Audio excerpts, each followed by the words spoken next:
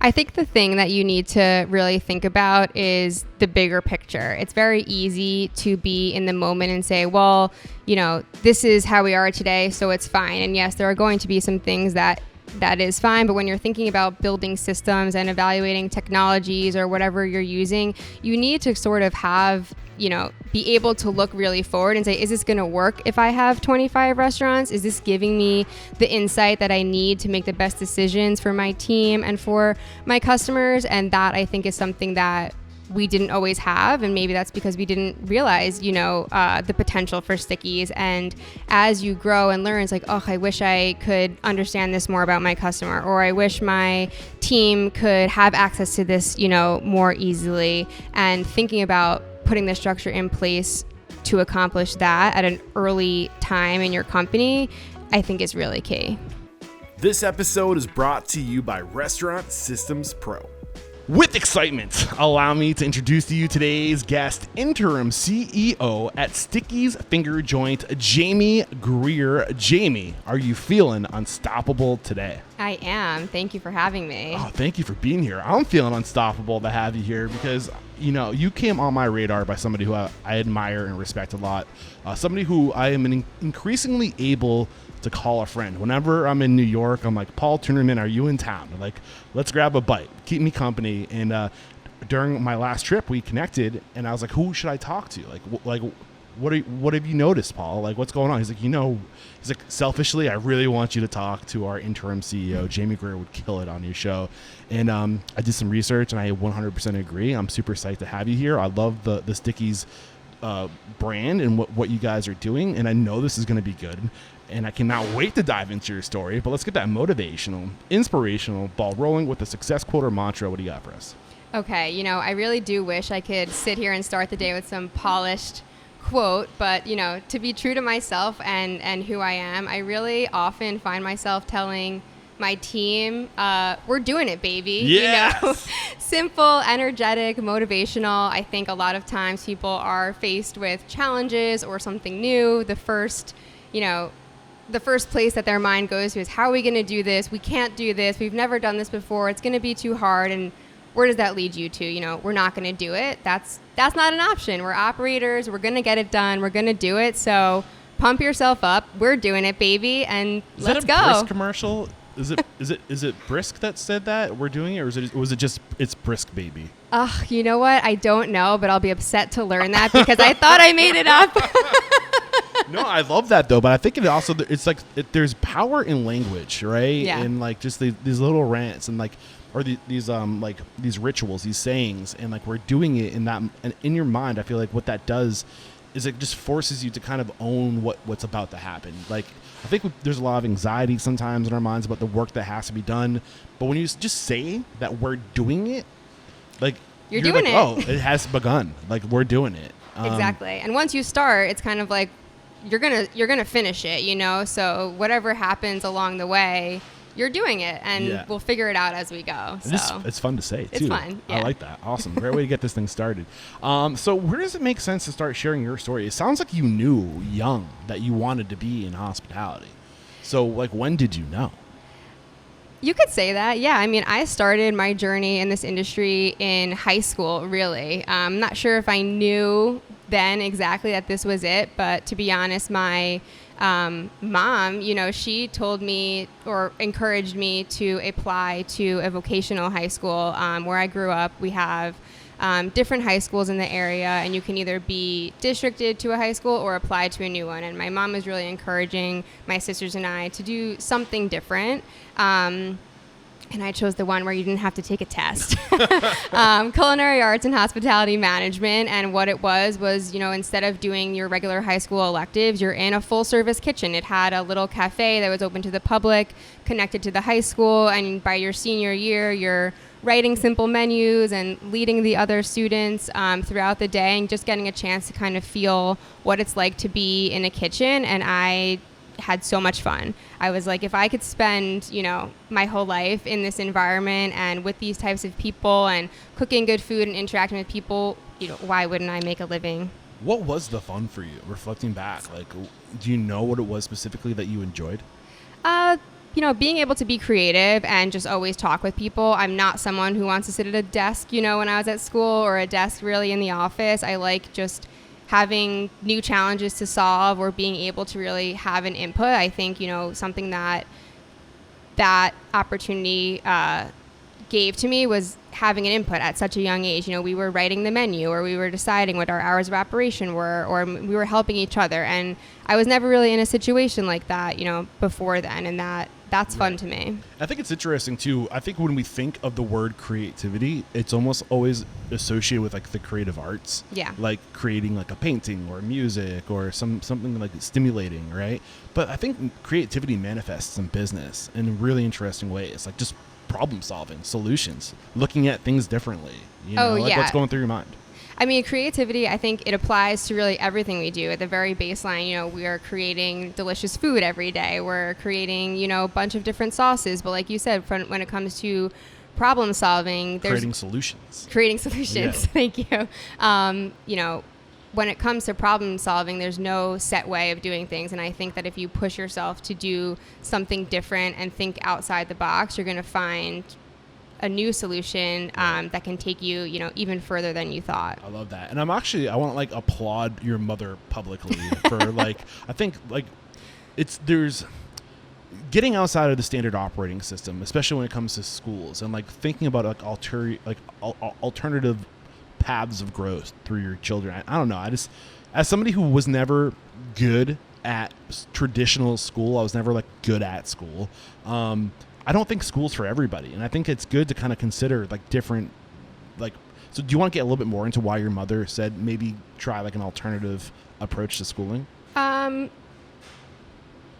think, she just really wanted to encourage my sisters and I to figure out what was right for us. To be completely honest, the school that we were all districted to, just didn't have the best infrastructure. She wasn't really a fan of the politics, of the town or what was going on. So I'm not sure if it actually was rooted in the fact that she just didn't want us to go there, or that she wanted us to just recognize that there are other options. Right. There are other ways to spend our time. You don't have to do something just because you're being told to do it. You can find something that you're really interested in and spend your time that way and learn and be successful in a different way. Was she concerned when you expressed your interest in hospitality in the restaurant industry? No, she loved it. Okay. Some parents they get worried when they hear their kids want to go down that path for understandable reasons. I mean, I think less so today. I think there's more opportunity in restaurants today. I mean, it's becoming more of a true path to go down there. What's going through your mind as I'm saying this? Well, the first thing that's really going through my mind is my mom and I are huge foodies. So I think she was probably really excited that I was going to be able to sharpen that skill, learn some new recipes, and do some testing for at home. But, I totally agree with you. A lot of people hear that somebody works in a restaurant and they think, not so highly of it, and they don't really realize that that's a career, and that is something that I've learned along the way. I did not realize that in high school, this was going to be my career or what the opportunity could even be, and that's something that I try every single day to show to our team, and have people understand, yes, you might have fallen into this, or this is just something you're doing to get by right now, but you're actually really good at it, and you can make a living and you can impact other people's lives. So I don't want to jinx it, but I do think that there's going to be a wave of people coming to food and beverage and hospitality in the future, just because I think the industry is starting to take itself more seriously. We're providing more resources and benefits to people, and I think there's a huge void in just human interaction in a way that I think there's people just don't realize they need it yet. But once they do, once I think it becomes common knowledge that there's a huge void of human interaction, people are going to come to us for that. What are your thoughts? Yeah, no, I completely agree with that. I do think that everybody should work in a restaurant at some point in their life. I think that it just teaches you skills that you didn't even know that you needed to learn or sharpen. Even if, you're doing it in high school, you learn how to interact with people, about customer service, about teamwork, about communication, and you can apply that, to really anything else that you do in life. But having those skills in a restaurant are even more valuable because so many people might not have been exposed to the importance of those skills. So if you have them, you can really make a bigger impact. Right. So at what point, so you're in school. You clearly like it. You end up going to college for hospitality. You're at Syracuse, right? Yeah. Take us along this like natural path. Like, I don't know if it's worth getting into your time at Syracuse or like what's going on internally. Yeah. So when I was graduating high school, I decided I was going to go to Syracuse. I think I try to remember exactly at what moment I was like, I'm going to Syracuse, because I actually didn't even see the campus before I applied. And, we were talking a little bit about the international school, which they are affiliated with. And that's really what drove me to apply to Syracuse. It was because they had this hospitality program and an affiliation in Florence where you can study food and wine and hospitality in Italy. It just seemed, glamorous to me. And I was like, I need to do that. Yeah. So I went to Syracuse and I studied hospitality management there. And it was also a blast. The whole graduating class, I think, was like 25 or 30 people. So we were a close-knit group of people that went through all 4 years together and were exposed to different types of courses. When you say graduating class, are you talking about your specific... people who graduated with the hospitality management major in that year? I was going to say, that's a really small class. No. I thought Syracuse is bigger than that. It's much bigger than that. So when you came out, like when you were finishing up your 4 years there, like what are you thinking? Like what's your vision for yourself at this point? Like what do you think your life in hospitality was going to be? That's a great question. And I definitely had no idea. I definitely, I didn't think at that time, at least, that I would end up doing what I'm doing right now. I knew for sure I didn't want to work in hotels because I was not trying to have the 24/7, it is 24/7, but I just, at that time, hotels felt more 24/7 than regular restaurant operation. In your exactly. facility 24/7. Exactly. Yeah. So I knew I wanted to get into restaurants. I wanted to try and start in a management position. I was totally open to starting wherever I needed to start. I think it's kind of rare that people actually study hospitality management. And most people in the industry, they climb the ladder through the ranks of restaurants, and that's how they get where they are. So I was determined to kind of be different in that sense and show people what I can do if they just gave me a chance. I ended up working at a bakery actually right out of college, Magnolia Bakery actually, and I was a manager there for a little bit over a year, working in all of their New York restaurants. And that was really my first true New York City restaurant experience, to really get a feel of, who I'd be working with, what our customers are like, what the hustle is like, the long hours. And from there, I continue to really enjoy it. It's hard, but something about it keeps me wanting to do more. So it was right off the heels of graduating. So this is 2014 when you're at Magnolia Grill. You're there for a year, 2 years? About a year. About a year. What was there like a strategic approach to going to Magnolia? Magnolia, right? Yes. Like what was your reason for choosing that? 2014, you can work anywhere. You can literally pick where you want to work with a degree from Syracuse in hospitality, right? Mm-hmm. Why Magnolia? I loved bakeries. I still do love bakeries. I really like treats. I actually always had a little vision of opening my own bakery. So I thought that starting in someone else's bakery would be a great way for me to learn about what that would take and what that looks like. So I was actually focused on cafes. So there was a dream. There was a dream. The bakery was called The Love and Oven, and it's still a dream. So I love it. We'll see if we get there. But that's yes, a great name. The Love and Oven. I love that. So what were you like? Was it going to be like treats, like artisanal sourdoughs? Like what was it? My vision? Yeah. It was cupcakes. I know, at the time in 2014, cupcakes were like very trendy. Yeah, they're hot. Yeah. So I'm not sure if it was just because of that, and I was just really into it. I love cake. It's my weakness. Frosting. I love all that stuff. So I just wanted to create really simple, good cookies, cupcakes in just a cute is a silly way to describe something, but when you think of a bakery, it's like purples and blues and whites and pastels, and that was the vision. I hadn't really planned it out that far, but at the time that was it. So Magnolia, I know it's a really well respected brand.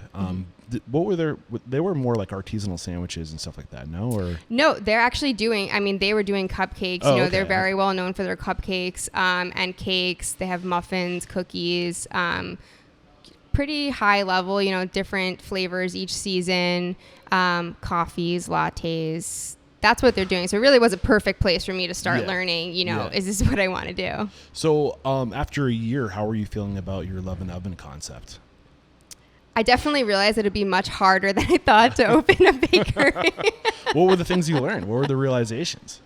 There's a lot of competition in that market. You need to be really unique and really great. Not to say that I didn't think that I could be, and not to say that I don't think I still can be one day. But, I think one thing that opened my eyes, as I spent more time around, the sugar and the cupcakes and all of those things, I kind of realized I wanted to try something different. Not to say that I've come now to, some sort of health concept where we're not around sugary things. But I wanted to keep that as more of a hobby and a treat for myself. I still do really enjoy going to a great bakery, having a piece of cake or whatever it may be. But I want to keep that separate from what I do every single day. So after a year with Magnolia, how did Stickies come onto your radar?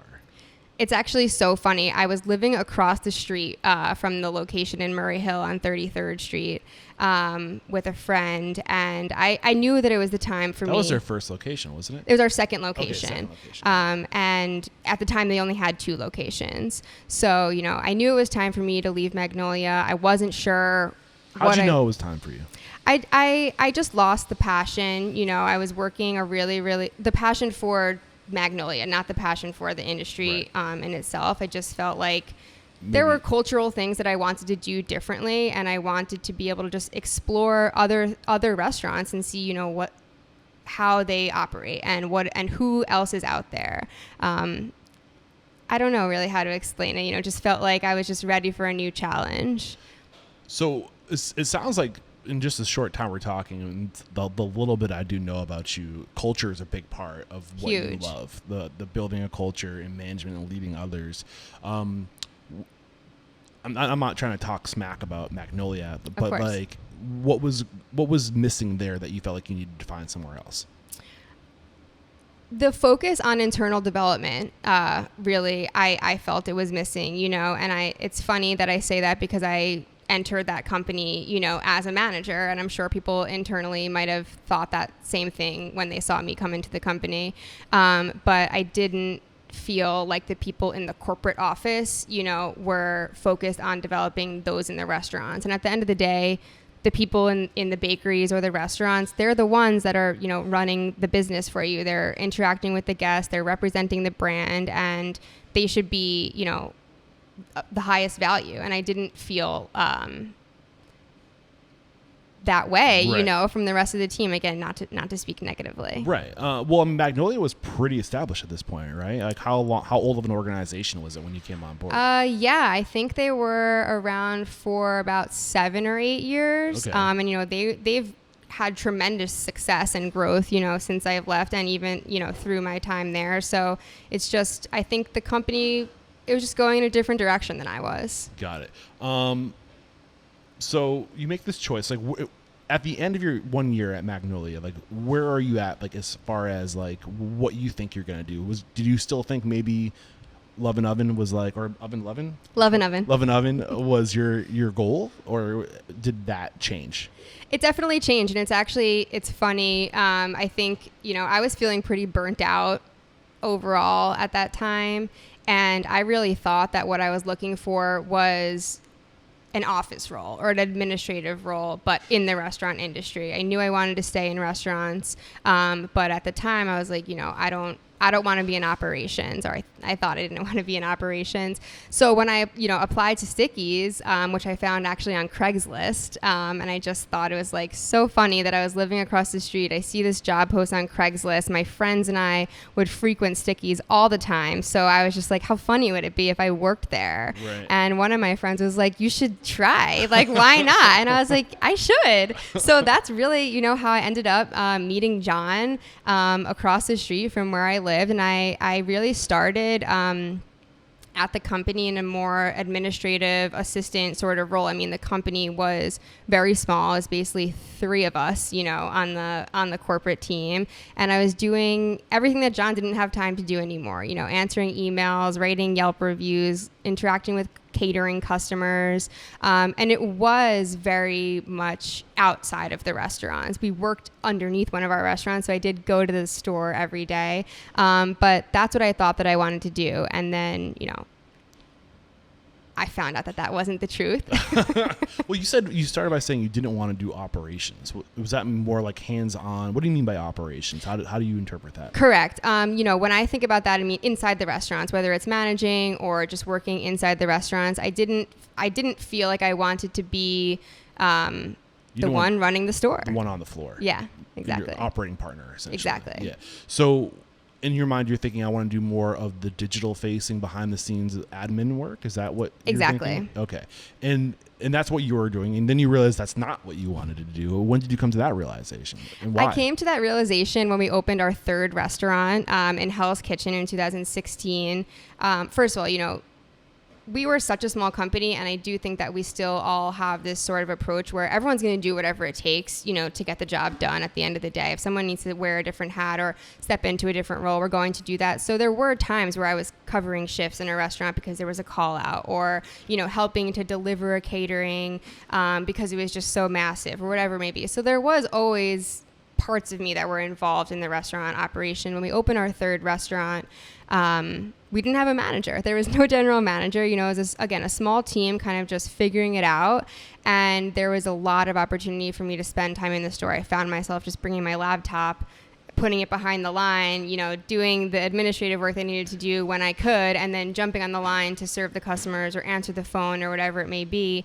And I remember specifically one day I was walking down the street, with John, and he was explaining to me that, we're going to grow and here's the opportunity. And he asked me, do you want to stay in an administrative role, or do you want to go into operations and help run the restaurants, and I can hire someone else for whatever you pick? So I'm super grateful that he even gave me the opportunity to think about that and to make that decision.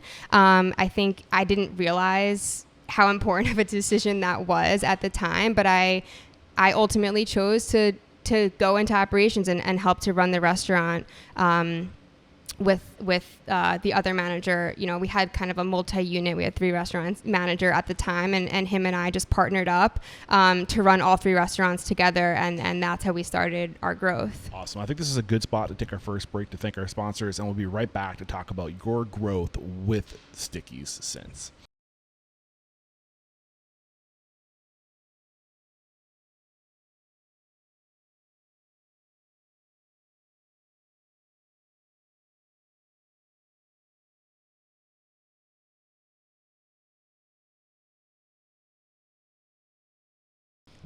We're back, and I do want to unpackage a little bit more this title that you had in 2015. I know you told the story moving on from your role as the director of customer experience, but what is that? Like what is the director of customer experience? That's such a cool role. It is very cool. Yeah. I explained it as an administrative assistant because really that is what it felt like. Like I said, we were a team of 3. So to have somebody at a director level, it wasn't truly a director level. It was, when I was brought on board to help the customer experience, help improve it. We always do have the opportunity to give greater service and make a bigger impact. And at the time, there was nobody on the team who was focused on that. And that means, create training materials and review and improve the handbook and just set standards when it comes to the customer experience. And that was one of my first tasks. And that's really what I was, hired to do. But as I said, it quickly evolved into kind of just however I can help the company, I'm willing to help. At one point I was running the social media, I've never run a company's social media, but I understood the brand and I was in the restaurant, so why not take pictures and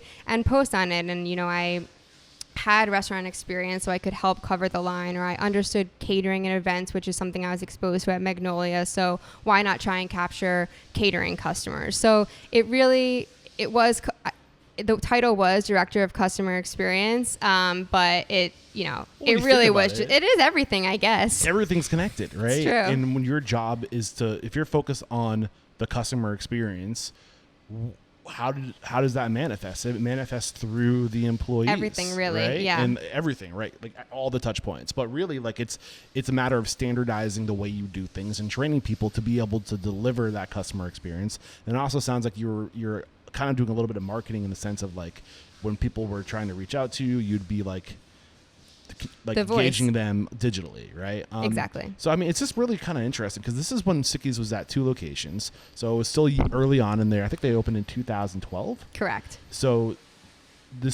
how long were they at the second location when you came on? So I joined the company in 2015, so it was just over a year the store was open. Their second location. Yes. So it kind of gives you an idea of like where Jonathan is during this time. Like, okay, like what's the future? What do we need? Because he knew he wanted to scale. He told you he wanted to scale. And you can see he's starting to put these elements in place. These things, you're building the house before you move into it. You're getting the things like the training manual ready before you scale because you need that stuff dialed in. You need legs before you can move, right? Exactly. What am I missing? I mean, not much. That's pretty much where we were. I think John was really looking for great people to help him do that, and that's what we had. We were a small team doing a lot of work, and once we opened, the third restaurant that Sticky's opened was opened by this core team that I keep referring to, and once we did that, it was like, off to the races. Like, let's open another one. Of course, John, had been planning on doing those things, but we had the confidence that we could execute it and we could handle it. And up until we had 5 restaurants, it was just, us 3 or 4, and we split the company in half. There was one person who's actually still with the company today. He was running the back of house. I was focused on the front of house. We divided and conquered, and that's how we started the foundation of what we are today. So yeah, kind of paint that picture of what the organizational structure was like going into that third location. You said this was kind of like, this is when the dream team came together, right? And that's what opening that third location was kind of the blueprint for like what the experience opening other locations was going to be like. So take us through that evolution at the third location and the different roles there were and how like that was all organized. Sure. So there was John, who was, really leading the ship. He was, the visionary, and he knew what he wanted to accomplish. I was starting to fill the role of front of house manager for all the restaurants. So I would help with hiring, I would post the jobs, I would do interviews, I would conduct training. And then we had RB, who is still with us today. He was really leading the back of house, right alongside some great kitchen guys that we also still have today. And they were with John since restaurant number 1. So we do have this core group of people who understand the brand like nobody else and have seen it grow. And at that time, that's, I think, what played a huge part in our success and really still does. We didn't really know what to expect. I remember the grand opening of that restaurant. It was the first time I was a part of the grand opening promotion. And we had no idea what to expect. We were like, we're just going to do, dollar chicken baskets and we'll see who comes. We didn't have a PR agency. I was doing the marketing. We kind of were just winging it. We had a great real estate, so what happened that day was really indescribable. We had a line around the corner for about 3 hours straight. John and I were on the cash register. It was just absolute nonstop, dropping fingers, pumping it out, meeting people, giving people this great experience and introducing them to our brand. And that was definitely a moment where I was like, wow, Stickies can be a thing. It can be huge. People love it. Who even thought that all these people would show up for, our chicken finger restaurant, and seeing that we were able to just figure it out in the moment and make it work and make it positive. I think gave us a lot of confidence to know that we could move forward. Right. I meant to get the episode number. I want to say John was we recorded in like July of 2022. I want to say he's like 906. So if you guys want to go check out that episode, just what's his last name again? Jonathan Sherman. Just Google search Restaurant Unstoppable, Jonathan Sherman, Stickies. It was a great episode. Yeah. And he gets into a lot of the details, that kind of the stuff that you're getting into now. So you were promoted to regional manager, right? So you went from director of guest experience to regional manager, and in this point of the story, it sounds like your focus is on getting the third location, front of house operations. Were you focusing on front of house on the other two too, or? Yes. Okay. Yes. So, until we had 5 restaurants, we didn't always have general managers in every restaurant. So it was kind of just like super GM. You're the super GM for these exactly. 4 So you're locations overseeing all 4 restaurants with the help of the rest of the team. I was focused in front of house. We had people who were focused in back of house, and we were kind of doing it all for all of the restaurants. Got it. What were your biggest challenges reflecting back during this a couple year period from like 2015 to 2000? It was 2017 to 2018 that you had this title of district manager. Like, what were the challenges for the organization from your perspective through your lens? Creating structure. We were growing really fast and doing a lot of things, overseeing 4 locations and trying to continue to grow the company. We didn't have a lot of things in place that we have now, and I probably didn't realize at the time how helpful it would have been to have them in place. Like what? Just standard operating procedures, more handbooks, different policies. A lot of the training that we were doing was just word of mouth. I was opening the restaurant, I was going to train every crew member, so that's just how it went. But we didn't realize the importance of putting the logic behind everything that we do on paper, and making it feel really important to everybody else. And that's something, that I've definitely learned over the years. Can you take us through this process and like really what that looked like, where you were just before doing this, and where what was the before and after? Like, really kind of paint that picture. Trying to remember all the way back then. But you didn't, yeah, but you're absolutely right. The significance of these standard operating procedures and putting things down. I'll be honest, like, this is something that I'm struggling with right now at Restaurant Unstoppable. I mean, it's only 3 people, but I just know that if I want to start doing other things, if I want to hire other people, like, I need to know how to do everything as like the CEO and founder of Restaurant Unstoppable. But eventually you need to remove yourself from these different roles and outsource to people who are better than you are, and they need to know like this is the way, like this is like, follow this process, this is how we do it. Exactly. It's very easy, when you have the vision and you've done it before, to just say, let me just do it, let me just train every single employee, let me just open the restaurant, I'll just take the phone call, I'll just do all these things. And when you step back and start teaching someone, okay, do it this way, it's really important to teach them why it's important to do it that way. And that's something that I don't think comes naturally or is as obvious to everybody.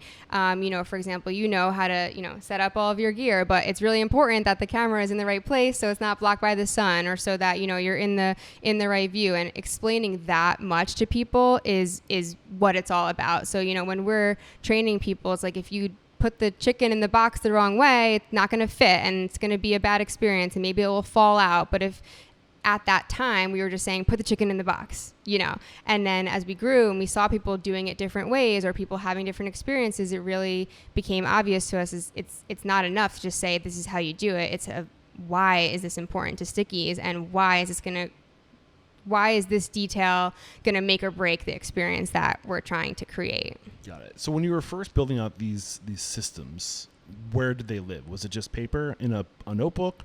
Has it evolved since?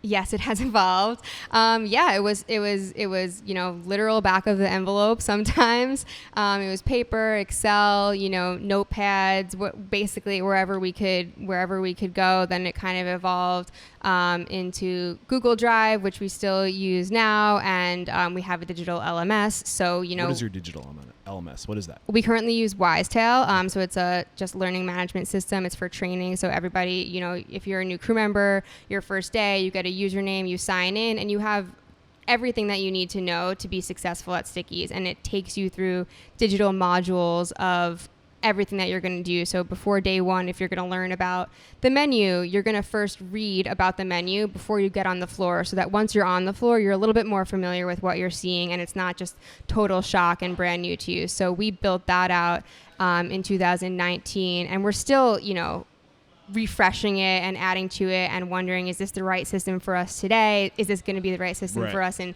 5 years? So to see the evolution and to step back and think, okay, I remember when I was, writing this in a Word document and just printing it out and handing it to someone. It's amazing to see now, how far we've come. Right. Well, it's as you're talking, what's going through my mind is like we are right now talking to the director. Today, you're the CEO. As of July, you're the CEO of Sticky's, the interim CEO. But before that, you went from customer experience to district manager. You're in that role for about a year, 2 years, and then 2019 you were the director of operations, and then from after 2019 to just recently you were the vice president of operations. So I think it's what I love and what's going through my mind is, okay, what has been the evolution of these different branches, right? We're talking about the operations branch right now, systems, processes, procedures, protocols. Where was that when you came on? What is it today, right? And you kind of got into that, and now you're talking about you're using Wisetail. But like, what were the different steps from going to? I think you kind of spelt that out too. You went from just pen and paper to sticky notes to Google Drive. But are we missing any, if somebody has to go through this, what did you learn? What mysteries can you take out of this for the listener before we move on to the next subject? I think the thing that you need to really think about is the bigger picture. It's very easy to be in the moment and say, well, this is how we are today, so it's fine. And yes, there are going to be some things that is fine. But when you're thinking about building systems and evaluating technologies or whatever you're using, you need to sort of have, be able to look really forward and say, is this going to work if I have 25 restaurants? Is this giving me the insight that I need to make the best decisions for my team and for my customers? And that, I think, is something that we didn't always have, and maybe that's because we didn't realize, the potential for Stickies. And as you grow and learn, it's like, oh, I wish I could understand this more about my customer, or I wish my team could have access to this, more easily. And thinking about putting the structure in place to accomplish that at an early time in your company, I think is really key. Yeah, there's this saying, treat your little business like a big business. Yeah. Think about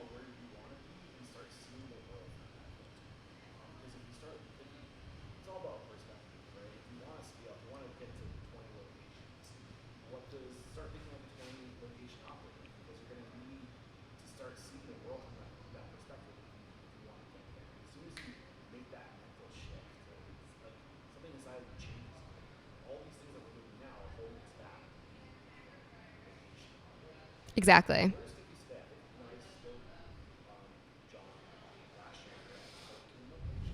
So we have 14 locations now. You might have talked to him right before we opened our most recent store in Yonkers. Yeah, so we opened in the Cross County Mall.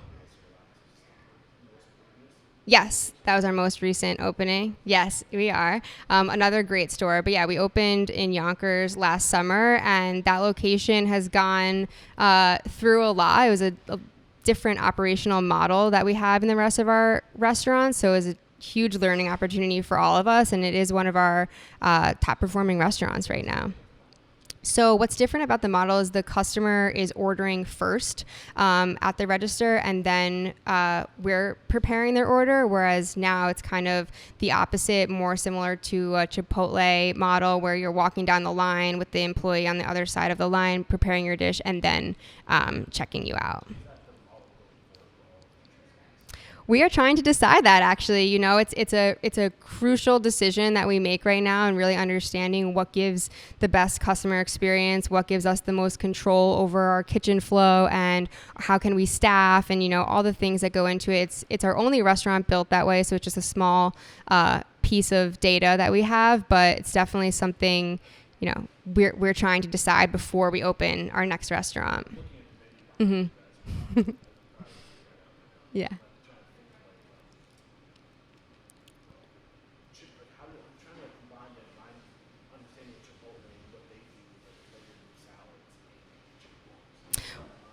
So I'll just clarify the reason I compared it to Chipotle is because you don't pay until your food is already finished, right? So it's not the same in a sense of like you're layering a salad bowl or something like that at Sticky's. You're still choosing a menu item, but you're not paying until you already chose your sauce, you chose what type of chicken you want, and your meal is in the bag, and then you're paying for it.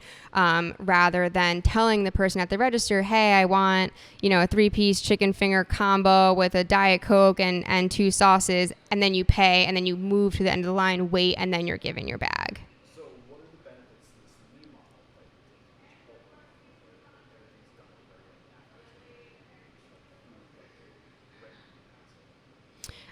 Throughput, we can definitely increase that and give a little bit of a different experience where customers can modify their orders a little bit easier, and that's something that we take into consideration as exactly definitely opportunity to upsell and customize. As we go into new markets, people are not going to be as familiar with what they want, so they might need that moment at the register to kind of ask questions or be guided in the right direction, and it's really a model that more customers are familiar with, to be honest. We want to, yeah.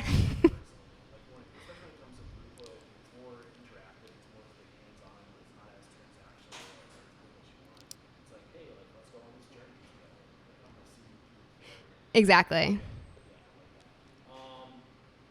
interested. I cool. Hey, in another 2 years, I'll have to come back. I don't know about you or someone else, but I'll be interested to see how that evolution has worked. For sure, yeah. So, okay, we kind of went down this vein of operations, the evolution of operations, and how you're constantly changing. And you went from, you shared like the technology you're using, how you're using YSDL today. Anything that we didn't miss in terms of the evolution of operations, like you just knowing, hey, this is what Yeah, I mean, to our whole team, the evolution of operations would not have been possible without having the great people that we have in our restaurants, whether they, helped us get from one point to another and then moved on to a different opportunity or are still with the company. We owe it all to them. And we've, gone from me and one other person running 4 restaurants to now all 14 of our restaurants have a general manager. We have 2 district managers. We have shift leaders and AGM. So we've really put a lot of time and poured our energy into our people to develop them and give them opportunity. And, we've had probably half of our management team has been internally developed and promoted, and half of them have been, just great people that we found we wanted to bring into the mix. But we never would have been able to scale to what we are now, and even more with the model of just, super GMs. So I totally owe it to everyone who makes it happen every day.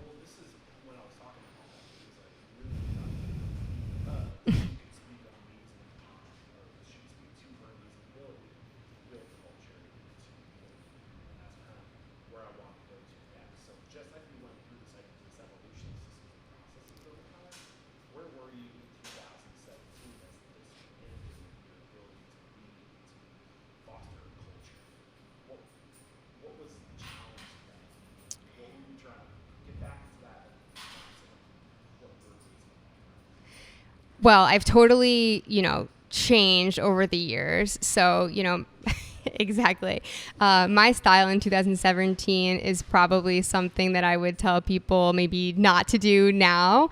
But that's because, that's what I knew, that's what we were doing. That's what was working. It was very hands-on, maybe a little bit micromanaging. Everything needed to be a certain way, and I wasn't empowering and trusting people the way that I do now to just make decisions and do what they need to do.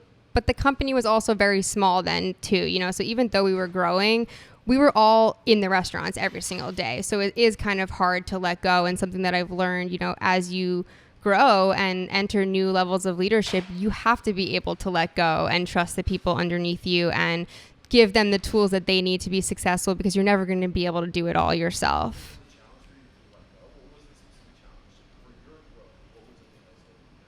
Yeah, definitely to let go, to feel okay with somebody else running the show in the restaurant.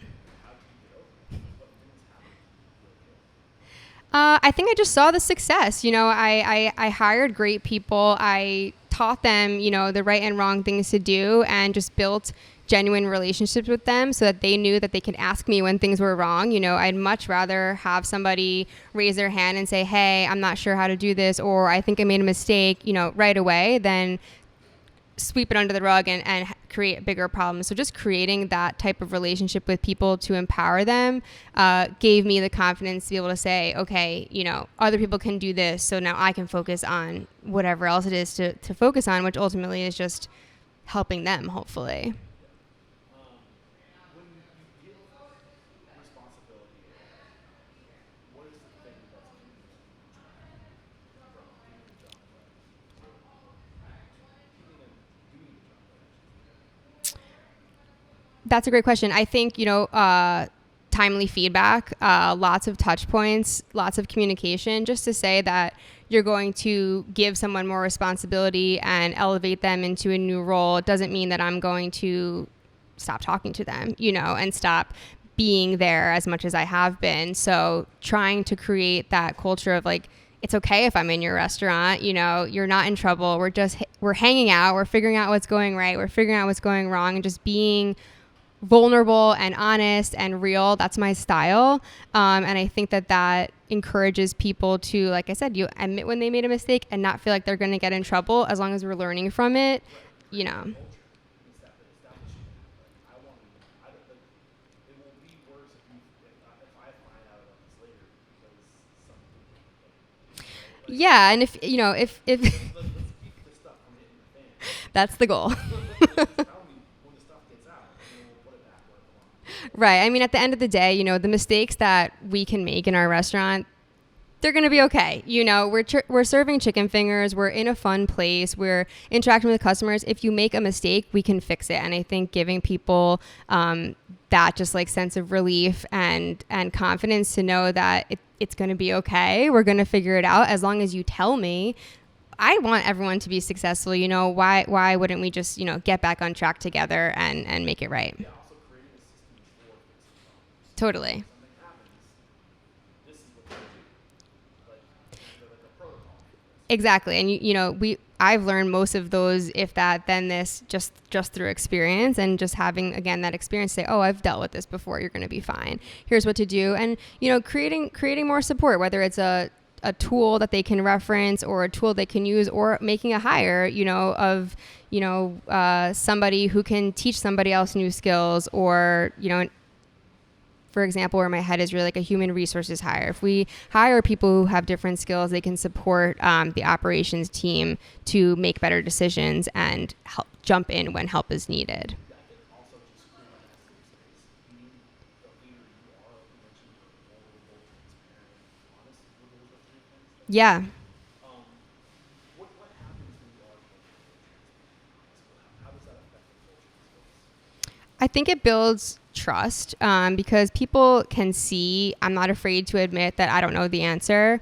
I'm not afraid to admit, you know, let me get back to you. I need to kind of ask someone, you know, what they think or look for advice. And it just I hope, you know, it shows people that they can do that too. And I think that a lot of time people, whether they're already in leadership positions or aspiring to be a leader, they feel like they have to have all of the right answers. And that's just not reality. You're not going to get the answers without the experience. So let's just go through the experience together and figure it out. Then why don't people usually in like traditional settings, right? Because of the backlash. Exactly. Exactly. I honestly don't. I don't remember the last time I was like angry at someone. You know, yes, things happen and mistakes are definitely made. And there are times where I wish that things went differently, you know, on whatever type of level. But staying calm, I think, through all of that and the good is what creates that safe space. So anything that you want to talk about in terms of packaging and culture, things that are exceptional or things that we can try to recreate. Yeah, I would love to talk about the belt. So recently, we introduced this gold-plated, you know, 4 or 5 pound wrestling belt, and no, yes. Take care of it. We introduced this in the beginning of the year, and it's basically a way that we can acknowledge our best performing restaurant for the month. And it doesn't only mean financially. There's a lot of different decision factors that go into deciding who gets the belt. And we look at all different things every month. We look at employee turnover on the store level. We looked at your online scores, guest feedback, cleanliness of the restaurant, administrative, tasks. Are you putting your invoices in on time? Are you, doing your deposits, closing out the night correctly? So kind of everything that goes into just running a great restaurant. Exactly.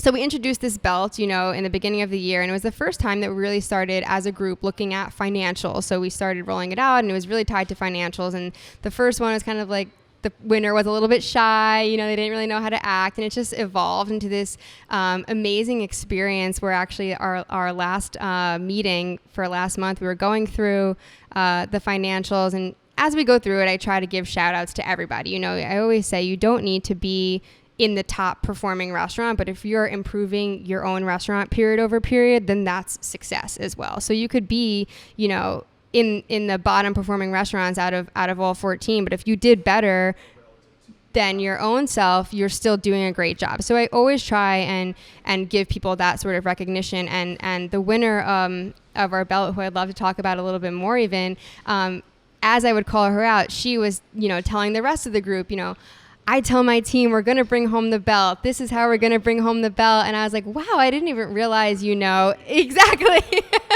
See, it applies to everything. And, when I finally got to announce that she won the belt for her team, I was just so excited myself. And she stood up and she got emotional, and it made me emotional. I think it made everyone in the room emotional. And in that moment, I was like, wow, people really care. It could have been just like it's a silly little belt. It's very cool, but at the end of the day, it's a belt. I'll show you a picture of it. Yes, 100%. I will send you that. So speaking of video, the belt is symbolic of just being a great team and being a great restaurant, and you get to take it back to your restaurant. You display it, you keep it clean, however you want to do it. You can wear it. Yes, I've seen people wear it around their waist. They're washing tables. It's amazing. It's so awesome to see. And so we also have incorporated this video. We have so much fun. So we have our director of crew and culture. He does photography, a little bit of videography. I don't think he wants to travel, but on the side. And so he's really passionate about that. So the winning team of the belt gets to spend one whole day with him over the next month, where they get to decide, they get to make a video basically, and it could be anything. And they get to brainstorm, what they want to do, where they want to go, how they're going to do it, and he'll film whatever they want. And it's become even more of a thing than the belt of like, what's our video going to be? And then we post it, and just it's become a really great way to build, a competitive edge into our culture, while also just having really fun. You don't need to be competitive and be like, I'm going to beat you, I'm going to get the belt. It's more of like, wow, I can't wait to get the belt, and we're going to make this great video. And everyone in the restaurant, from back of house to front of house, management is just super proud to have it.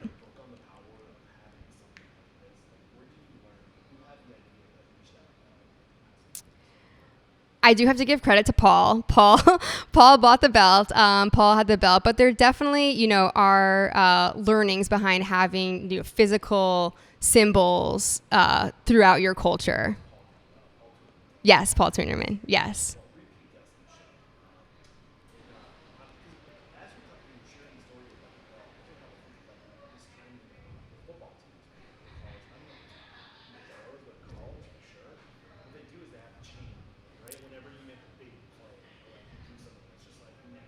Mm-hmm. Like they just bring out this massive chain, right? It's a fake, thick, leaned out. Yeah, it's swag. Gives them the swag. Yeah. Yes, but it's like this way to, it's a way to see and recognize. And really, at the end of the day, all we all want to do is create ritual. And that's really what we're doing, is creating a ritual around seeing and recognizing. In a very real, genuine, authentic way. I think that's the key. You can't just be like, get on the belt.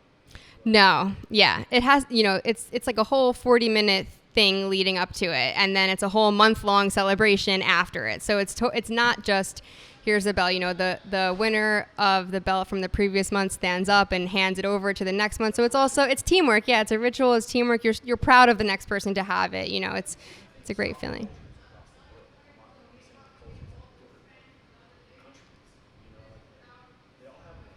Mm-hmm. Exactly. We're doing it, baby.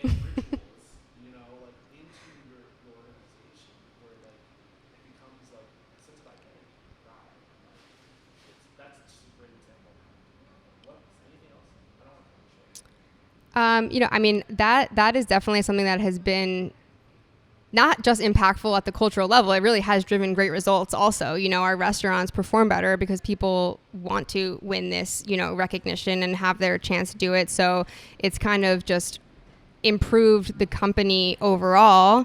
And I think another thing that I'd love to talk about is just the way that we are giving people feedback and the way that we're training our teams to always have timely and authentic conversations with their team. We actually got rid of annual reviews at the end of last year, and we moved into a continuous coaching program.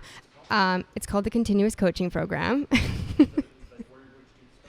Again, this is something that Paul and I spoke about, at length, and it's kind of like you have an annual review with someone. And first of all, in the restaurant industry, if someone makes it to a year, that's pretty rare. So somebody can go, their entire time at a restaurant and not get a review. Exactly. And that's probably why they're not there anymore. So we were really trying to figure out how we can change that and how we can encourage our general managers and make it just feel more natural for them to make time to meet with their team more often.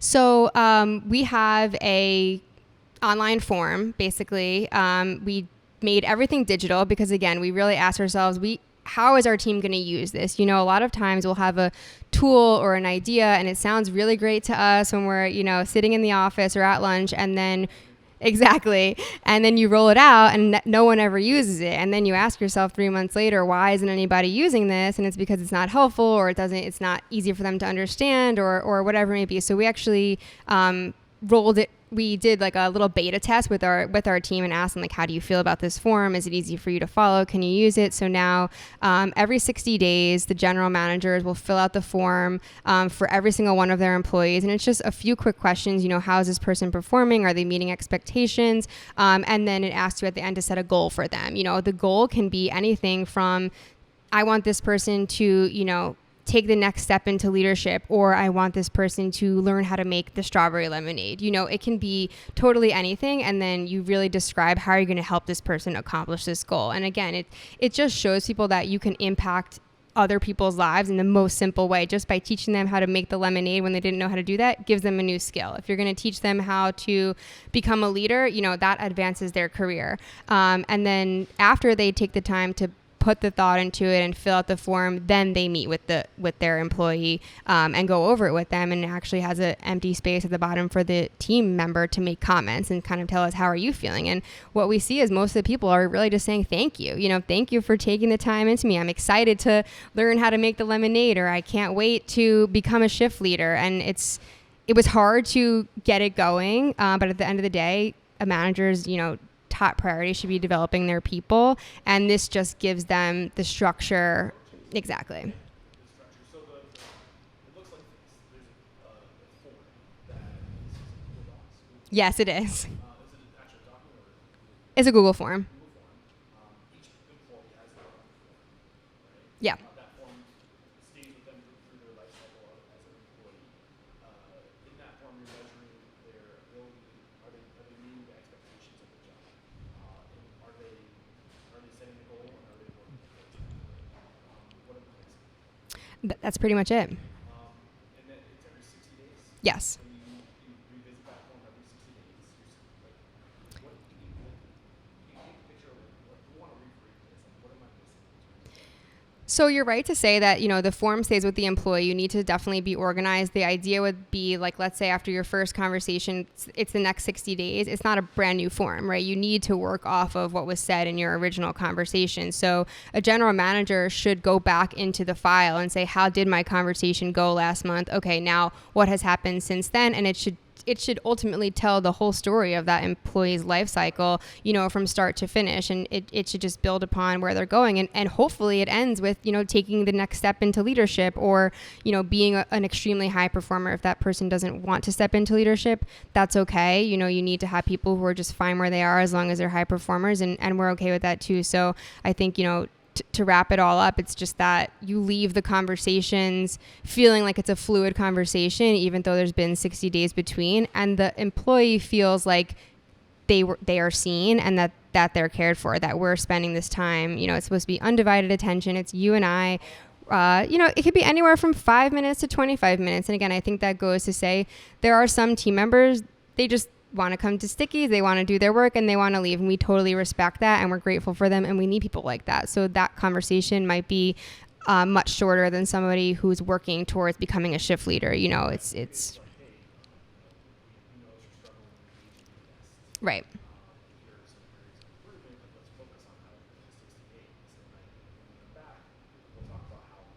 You did that. Exactly. I think the other thing too is that if you do have someone who is achieving, who wants to grow in the industry, and like John did for you when you were walking down the street, Mm-hmm. hey, we're going to go in this direction. You can continue to do what you have been doing, or what else?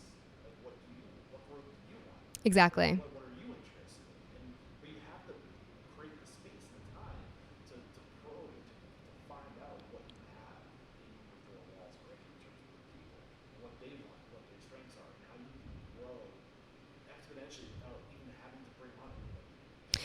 Yeah, and it goes back to what we were saying, in the beginning of the conversation. A lot of people enter this industry and don't realize that they can make a career out of it. So during this time, you can really open the door to somebody who never even realized the potential that they had for themselves, and really change their life. Are you using any behavioral analysis on top of this to really get a better understanding, having people take these assessments? We don't at the store level.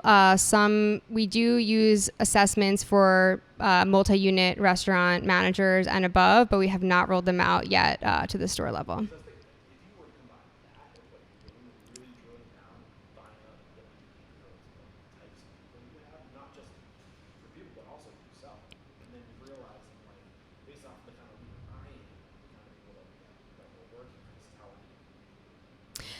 I would love to get there one day, and I've seen the impact that it can make from, doing it with the multi-unit managers. We'll get there eventually.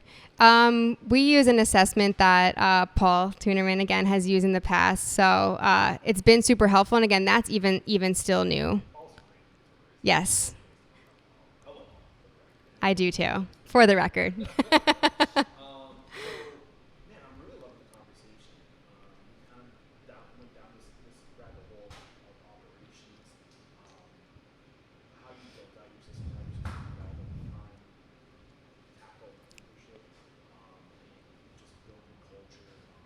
Anything we haven't discussed in terms of leadership and building culture that you think is good information that should be I would like to acknowledge, just this industry is male dominated. There are a lot of men in leadership roles, and especially, I have actually never had the pleasure of working really for a woman or having a female mentor. And this is not to say, that all men lead the same way, but I am very passionate about creating a path for more women in the industry to have the courage and the confidence to take on leadership roles, even though you might be the only female, in the room or in the meeting. It's tough. You have to have guts and you have to have confidence. And I think that, as I've gone through it, there have definitely been times where I'm like, can I do this? Or how did I get here? Or should I be in this room? And the answer really is yes. And I make it,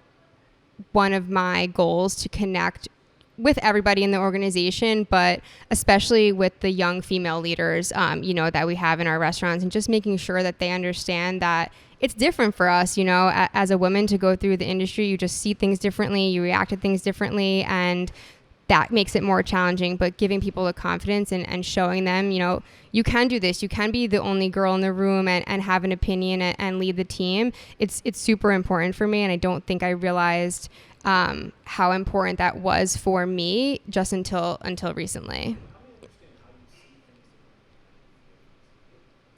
I think personally for me, you know, I do not lead with an ego. And I don't want this to sound like I think that, you know, men all lead with egos, but I've seen it, you know, and I think it's more natural. I've worked with and for a lot of great men. Let me just make that clear. But, you know, I just think that the female perspective, it's just naturally different. And it's a little bit softer, and it might be a little bit more vulnerable, and you can just relate to things differently. And I think it's important to always have a woman in the room. You know, when a decision is being made, all perspectives should be there. And that's something that I think it makes a difference, and I think it's important.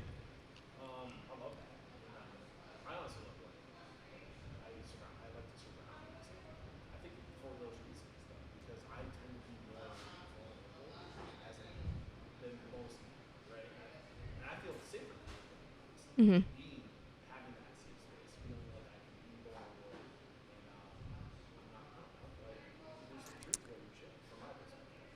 Great. I'm glad you can agree. Thank you.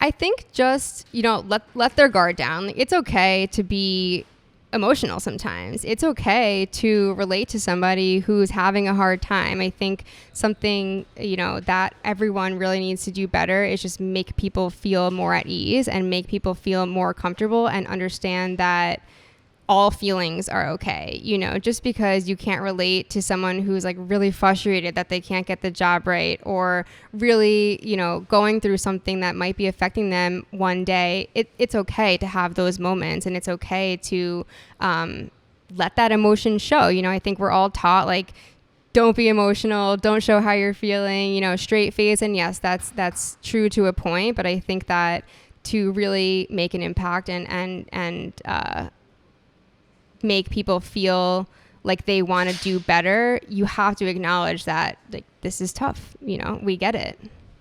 We're going to take one more quick break and thank our sponsors, and we'll be back and talk about Greer and their business going and other kind of work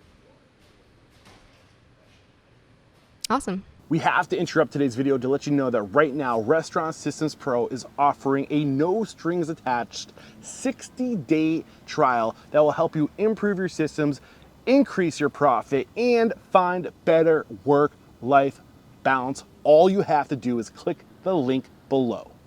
All right, we're back. And the last time I spoke with Stickies, I was speaking with Jonathan, and a big conversation that came from Jonathan was he was constantly replacing himself with other people, like, and that's like getting into this mindset of, like, you know, spell out the roles, like what is everything I'm doing, put a name to that role, delegate responsibilities to that role, and then once that role is like invented, like hand it off.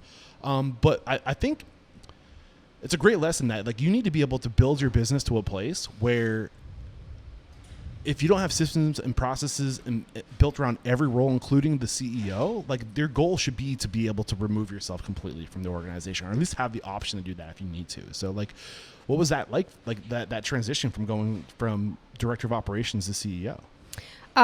You know, first of all, I do want to say, I think that it is a reflection of a successful leader, For sure. To be able to do that. Like you said, you know, I think even, you know, at the restaurant level and all the way up to CEO, if you can have your team run without you there, you're doing a great job, in my opinion. And that's something that we teach to restaurant managers and multi-unit managers, you know, and above. So the fact that someone in, you know, such a high position can step away and the business can keep the wheels on and keep moving forward, I think is only a positive reflection on whoever that person may be. Right.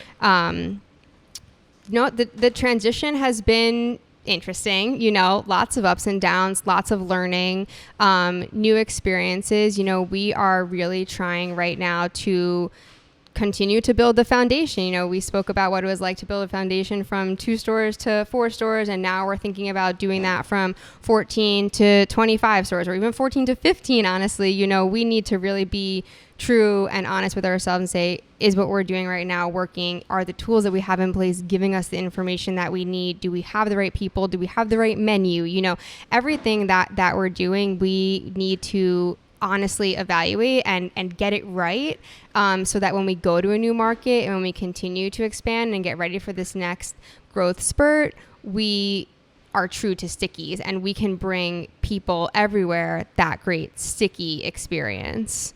Yeah.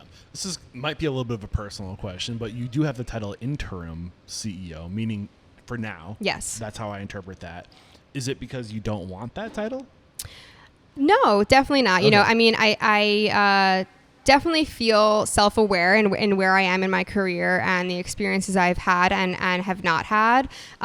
Interim, you know, I am helping the company do exactly what I just explained and find somebody who's had the experience to growing brands successfully. You know, I've done pretty much everything at this company at one point or another and feel super confident in my ability to do that. But when you really think about what we want for our next step, you know, I'm sure, again, if I was in that place and they're like, hey, do it, we're doing it, baby, we'll figure it out. But we really want to do it right. You know, you have one chance to do these things, and having the guidance of someone who's done it, I think would just make sure that we totally do it right. And we're all a part of that process. We are actually conducting, you know, town hall interviews with candidates and looking for people who fit within our culture and can get along with general managers and our CFO and multi-unit managers. You know, it's important that you can relate to everybody, because just like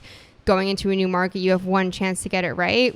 This person, you know, we have one chance to find this right person, because we're ready, you know, once they join the team, to just take off. Yeah. So I had a question for you. It was locked and loaded and I lost it. Oh man, it's so hard to keep track of your questions while listening at the same time. It's a skill. People who can do it well, man. Envious. Right. But I think what I was curious about is, oh yeah, here it is. So you were vice president of operation, right? Was that the title? Vice Yes. president of operations. And you are now CEO. What was that transition from going to vice president of operations? And I still honestly don't fully understand titles. Like, and I feel like the more I talk to people, I'm like, these are just made up. Like, because they're all different. Like, there's no standardization. Yeah. So, like, but for you, like, what was it like? Like, what was like the world of being a vice president of operations versus a CEO? How's your life different today? To be honest, it has definitely changed. It has not changed as drastically as I thought that it would, and maybe that's just because, you know, I was unsure of what it would be.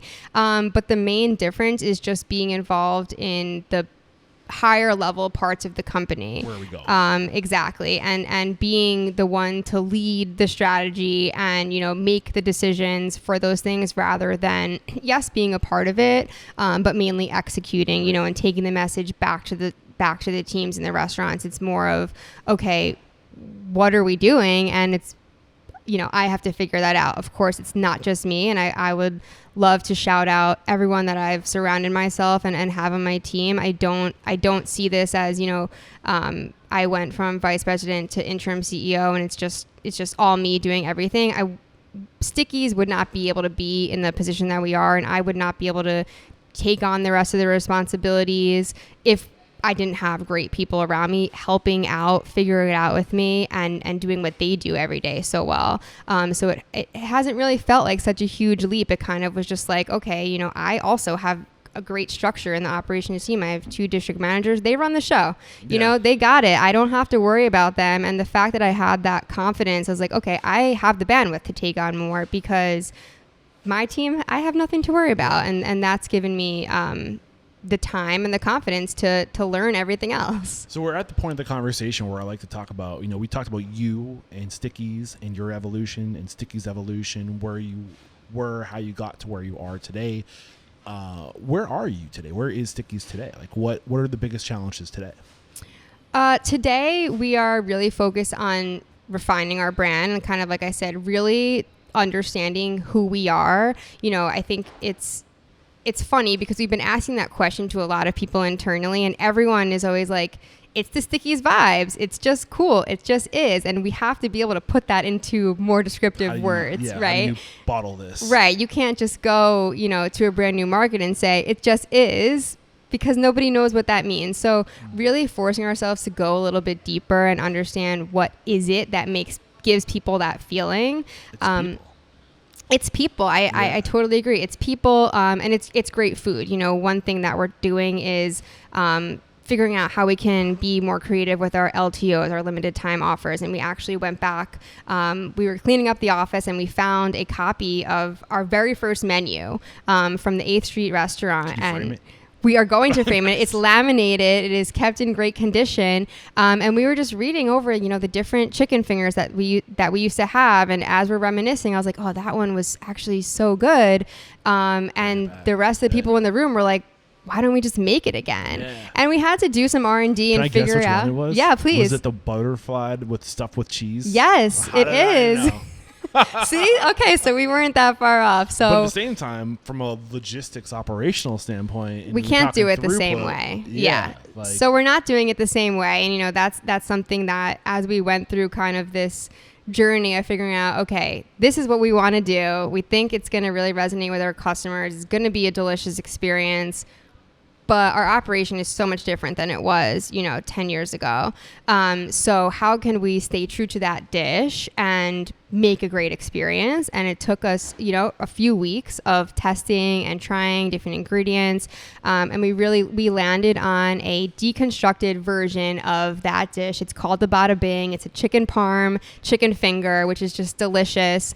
And we're going to be launching it later this month. So, Nice. Going back to our roots and creating delicious meals that are just different, that's what Stickies is. So why is it so important to you? So creating creative meals that are different, that is what Sticky is. Obviously, it's just the other stuff too that you're talking about. It's just cool. So much, yeah. I think those are the words you used. So why is that so important for you right now? Why is this burgeoning up? Why is this a part of the conversation?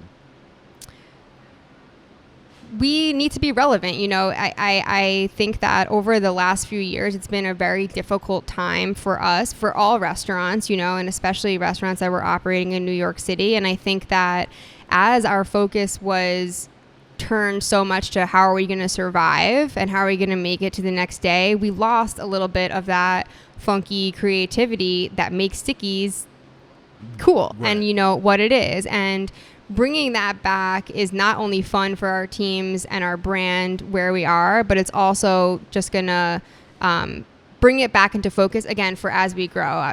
Something that I've been mentioning a lot is just preparing to grow. And, we can't grow if we're not confident in what we're doing. Why would we want to bring a dull brand to a new market? We want to do it the most energetic, the most proud, the most delicious, the most fun, and that's what we're trying to just spark again. Right. You need to know who you are, so when you're going to other places, you can say this is who we are and be proud of it. Right. And create systems and rituals around who you are. Exactly. But you need to have that picture. You need to have that aiming point before you build the systems around it. Right? Exactly. Yeah. So when I last spoke with Jonathan, the tech stack that he threw at me was Toast Restaurant 365. I think you were using Lunchbox and Olo together. Lunchbox, and we still are. Okay. And Customer IO. You were transition to Customer IO. Yes, that's through Lunchbox. Got it. So as the vice president of operations, I'm sure you were a part of these conversations. Is that tech stack the same? Has there been evolution to that tech stack to prepare for your growth? Right now, today, it is still the same, but we are actively evaluating everything that we use, each part of that tech stack, and really asking ourselves, do we use it? Number one. Number two, is it easy to use? Do we like to use it? And is it giving us the information that we need? And, some some of those pieces, the answer is yes, and we love it, and we're going to stick with it, and it's totally, necessary for who we are and what we want to do. And other pieces, it's interesting to see what else is out there, and that's kind of where we are right now. Again, just staying true to who we are, not doing something because, this restaurant uses that platform and they love it. If it doesn't make sense for Stickies, or it's not something that we have the bandwidth to use efficiently or effectively, we're not going to do it. And I think that's just getting, again, our focus back on track. We're doing it with our menu. We're doing it with our tech stack. And that I think will also just, again, give us the foundation to be able to have the insight far away, whatever market we get into next, more clearly and with more useful information. So in terms of areas that you think could be improved using outsourcing to plugging in a technology, like what is one area of growth that you see could be an investment for Stickies at 14 locations, soon to be more, and you're in that phase of slowing down before you speed up, right? Like what are the elements that you think could make you better? Definitely marketing and understanding our customer on a little bit of a deeper level. I think, again, right now, a lot of us, you pulled 5 people from Stickies into a room, they could describe to you what our customer is or who they think we should be marketing to. But we don't really have the true data to actually prove that. And we're not using anything to go after those types of customers. So we need to be improving our digital presence and I should say we should be first, improving our digital presence and going out and finding new customers and communicating more with our existing customers digitally. And also, I think that goes hand in hand with improving our loyalty program and giving people a reason to come back and rewarding them, for coming back and thanking them for being a loyal customer. These are all things that we're lucky, I think that we're lucky that we have such a loyal fan base. We have customers who come every single day or customers that, recognize our team on the street and we've built that relationship and we're never going to stop doing that. But we need to make it a little bit better. And I think that's just a very competitive part of the industry right now. Everybody is figuring out how they can create a better loyalty system and structure it to their people. Are you a tech nerd, a restaurant tech nerd? Is this an area that excites you? I'm becoming one, I'll say. So who do you think's doing this well? Who has your attention? Or am I making you show your hand right now? Does that scare you? No, honestly, I have just really started to dive into all of this, so I'm still learning about what the options are. I did have a great demo with Thanks, and they just really excited me about, what we can do. And I honestly think I didn't even realize how deep you can get with your loyalty program and how customized you can be when you send offers to people, different offers to different people or on different days, and you can change them, and all of that has always been in my mind of like, from a customer perspective, I'm getting served this on purpose, or I got this email because I'm a lapsed customer or whatever it may be. But at Stickies, we have not gotten to the point where we're that personal with people, and that makes me really excited. So specifically, it's building on a loyalty program. Yeah. But with Restaurant Systems Pro, I'm pretty sure there's a loyalty, not Restaurant Systems Pro, Toast. With Toast. Yes. I'm pretty sure that there's a loyalty program built into that. I think also Lunchbox. Don't they have loyalty? We do have a loyalty program. So I do want to be clear, we do have a loyalty program through Lunchbox. You are correct. And I actually did, just speak to them about kind of the improvements that they've made. So they are totally taking the things that I'm saying and implementing it into their 2.0, which is also very exciting. I just think it's, as these things are changing, the technology needs to keep up with what people want to do and what we want to do for our customers. So I do think that we're a little bit behind on that, but that's not to say that we don't do anything at all. Got it. So where is Stickies going? Like, what's the future? What's important as interim CEO that you want to make sure like you bring to Stickies as like a standard going forward?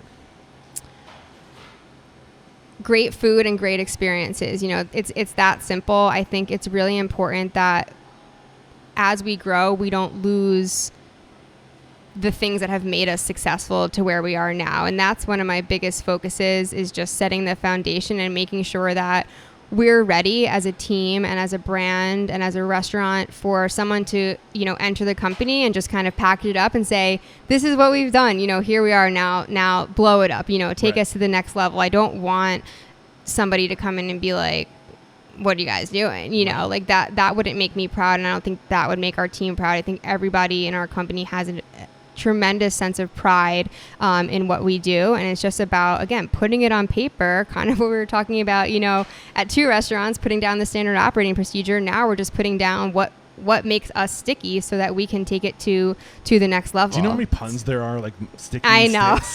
Like, I could have so much fun with your brand. Yeah. So Restaurant Unstoppable's mission is to inspire, empower, and transform the industry. We do that through sharing stories and perspectives and values from people like yourself. How have you personally transformed? Who is Jamie Greer today versus Jamie Greer in 2015? I'm just laughing because I've grown so much, you know, and changed so much through each of these years. And sometimes when I look back, and I think it's actually funny that I've done that alongside people who I'm still working with. It's just, you know, I was 22 years old. You know, I am young right now. I was young back then doing what I'm doing. And I think how, you know, something that I see within myself is just being more of an inspirational leader, trying to get people, you know, going and giving them the confidence that they can do what they need to do, again, rather than just trying to do it all myself. That was a huge realization that I had to have within myself of how I'm only going to get to the next level if I can make that change, but still, you know, have the understanding that I know what it's like to do everything in the restaurant, you know, and I think it's a blessing and a curse because I have done it all and I know what I can, so I can completely relate to everyone in the restaurant, whatever they're doing, whatever I'm asking of them. I know it's challenging, but I know that you can do it also. And it's challenging sometimes because, like I said, you know, I've grown up with a handful of these people who have seen me when I was Jamie at 22, you know, working in the basement of Murray Hill, to Jamie, you know, at 30 trying to, you know, run a company and prepare it for growth. And I think the biggest thing is just having the self-awareness and the ability to communicate more clearly and empower people to do what they can do. Right. And as a 22-year-old woman, your frontal lobe is still figuring itself out. Oh, yeah.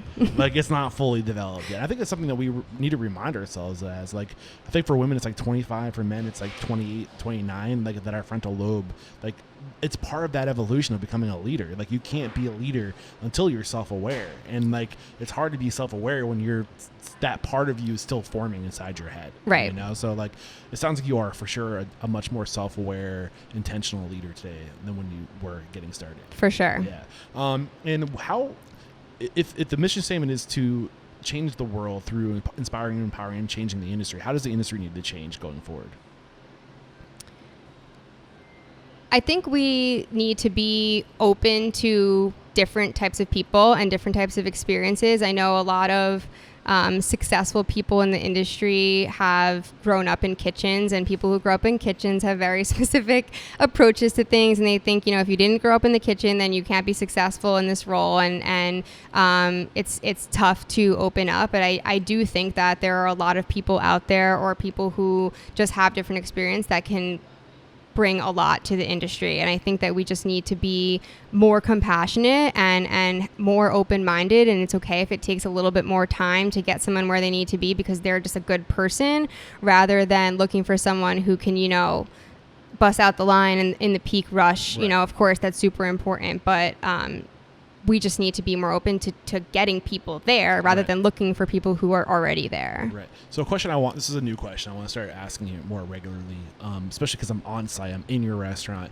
What's one thing that Sticky's does that's just truly unstoppable? Something that you know is unique about Sticky's. Maybe it's something that I could capture if possible too, like the show, like this is like something that's done that this is unstoppable. I think we've actually talked about a few things today already that are kind of unstoppable, but definitely. I mean, that's pretty unstoppable. This restaurant did win the belt. They did not this past one, so I can't show it to you, but I will send you the photos, but I have to shout them out. The Hoboken team was one of the first few restaurants to win the belt. This is a great restaurant that we're at, so I'm happy that we're here.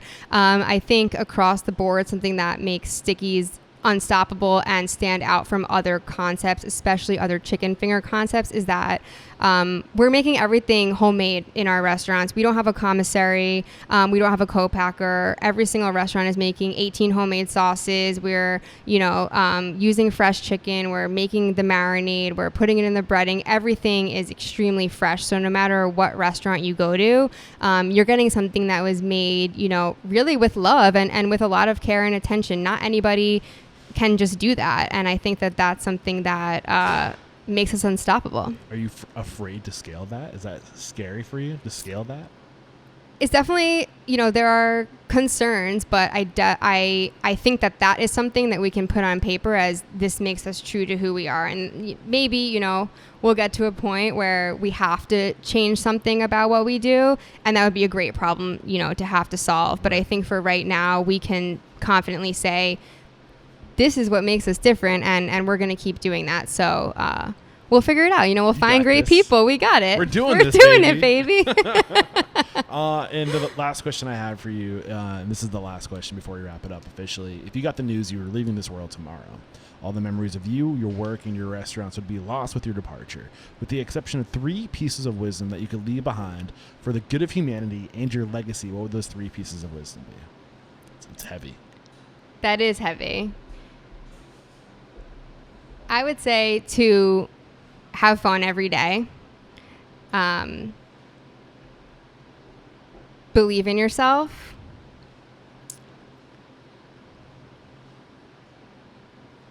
Just do it, baby. And just do it. Awesome. This has been a lot of fun. Thank you so much, Jamie. Who do you respect and admire in the industry? This is really how I want this question to be Restaurant Unstoppable's North Star. Who's doing it right? Who's making waves out there? Who, if they were a guest on the show, you'd be like, sign me up. I know you listened to the Pinky Cole episode. Who's the next Pinky Cole I need to get? That is a very tough question because the first person that's coming to my mind really is Paul Tuennerman, and I know that he's been on your show multiple times and we've mentioned him, but he has been the greatest mentor to me, and he's accomplished a lot, in his career. But I just think that he's accomplished so much, but he can still, come back down to ground level and do it all again and really inspire those around him. And I think he's inspired everyone at Sticky's that he's come in contact with. And I'm extremely grateful that he was brought into the company and that he was given me the opportunities he has. And I just want to shout him out. We're shouting him out. There's no women that are out there that you specifically want me to talk to? Because I know that it's important to you just to kind of create this inspiration for women in the industry. You can get back to me. I might need to get back to you. It kind of upsets me to have to say that, but that's what we have to change. Yeah, for sure. This has been a lot of fun. If we were listening to this today, I know you guys have plans to scale pretty quickly, right? Are you allowed to say what the goals are in the near future in terms of scale and opportunity? We're still figuring that out. Yeah. But there is plans for scale in the future, or else you wouldn't be trying to define who we are, right? Absolutely. So if we do want to come join your team, and we've seen through your story that there is room for growth in this organization, what's the best way to connect? You can get on our website. We have a careers link. You can follow us on Instagram, or you can stop into any of our restaurants. We're definitely looking for great people at all levels to join the team. Beautiful. Thank you so much. This is episode 1035. Head over to restaurantunstoppable.com/1035. We'll have a summary of today's discussion over there, as well as how to connect with Sticky's and any tools or services that were recommended. Jamie, there is no questioning. You are unstoppable. Thank you so much for having me. Cheers.